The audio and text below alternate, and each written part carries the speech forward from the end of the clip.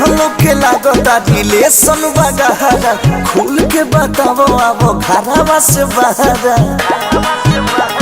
ए हो अरे तहलो के लागता रिलेशन बगहरा खुल के बताओ अब घरवा से बहरा कैसे कैसे भइल नैना चाहत हो।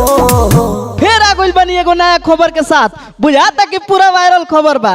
गला में माला, हाथ में सेनूर लेके लइका लइकी खड़ा बा। हेने आवा तो मुंह के खोला, बात के बोला, का भई रहे? जी हम घर पे आते थे लाइन बनाने के लिए। अच्छा, बनाने के लिए बिगड़ जाता था। हाँ। वैसे ही प्यार हो गया उसी टाइम से। अच्छा, तो नंबर पहले के देले रहे ऊ की तू? जी हम खुद नंबर दिए। तू देले रहलू? जी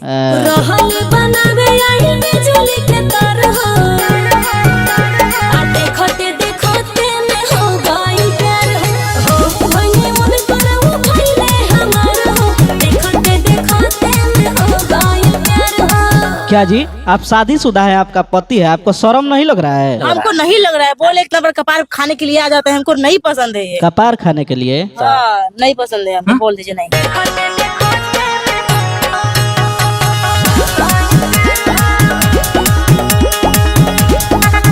अरे इज्जत के बारे में सोचलू ना थोड़ी, बोलो ना कहवा से जमता वे जोड़ी। बताओ जोड़ी जमत है गेंडा खाने मोट बजावान बहुत अच्छे हैं, ये मत बोलिए मोटा। तो इतना काहे भड़कतरू भाई? जैसे भी हमारे पति हो गए। अच्छा, ये मत बोलिए। काहे गलत नहीं खन कइले? ये क्या कर दिए? हाँ, हमको पसंद आएगा तो हम कर लिए, इसमें क्या है? ओके।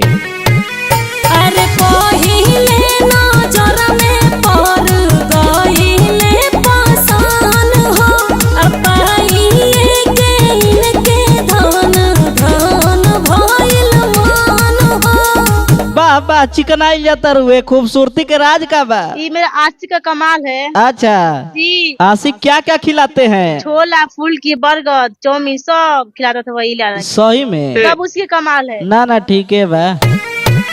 जियो तोहनी के बाद ही रिकार्ड हो। अच्छा, कैसे विश्वास कर जाए? मान लो तू लाइट बनावे गइलो, तारा से प्यार हो गइल, कल प्लम्बर जाओ लैट्रिन के पाइप ठीक करे, ओकरा संगे भाग जीवन तो? ये अब ऐसा तो करेंगे ही नहीं। का है? क्योंकि मैं इनको इतना प्यार करूंगा कि ये कभी सोच भी नहीं सकते। अच्छा बताओ, उनकर पति तारा बारे में का कहत रे? का कुल कहत फिरता रे? बोलने के लिए बोल रहे हैं, लेकिन हम प्यार किए हैं तो शादी तो करना ही था।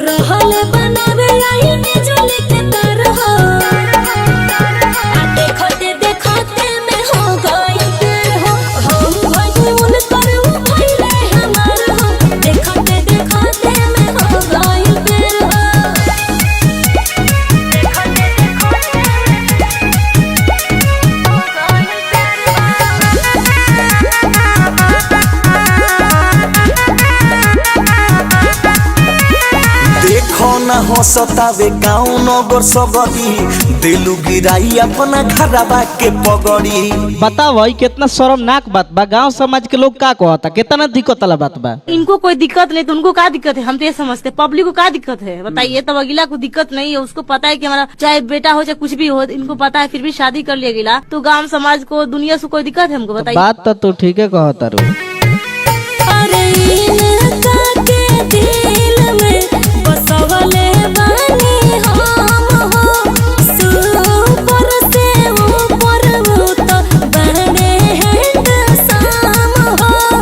बताओ, इतना सुंदर पति रहते हुए तू आशिक के पसंद काहे कइलू? जी पति से सुंदर आशिक है। इतना सुंदर? जी पूरा सुंदर है। स्मार्ट के बा बेसी? आशिक स्मार्ट है, पति नहीं स्मार्ट है। पति तो करिया है।